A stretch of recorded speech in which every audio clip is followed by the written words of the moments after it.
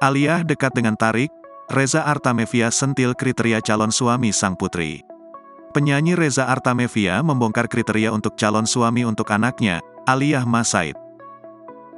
Reza Artamevia mengungkap kriteria pasangan Aliyah Mas Said kelak sifatnya harus seperti almarhum Aji Mas Said. Menurut Reza Artamevia, Aliyah Mas Said butuh sosok pasangan yang mengayomi.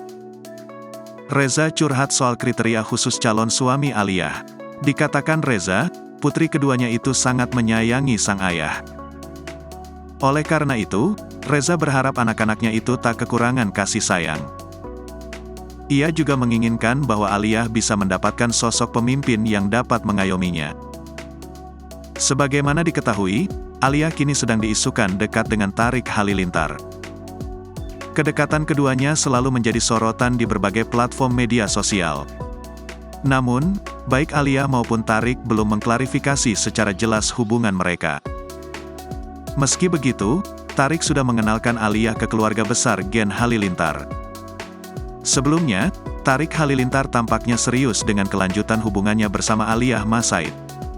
Hal itu setelah Tarik Halilintar ke Amerika Serikat untuk menemui kakak dari Aliyah Mas Said, yakni Zahwa Mas Said. Sepertinya Tarik Halilintar ingin mengenalkan dirinya ke Zahwa Mas Said sebagai upaya bersungguh-sungguh dengan Aliyah Mas Said.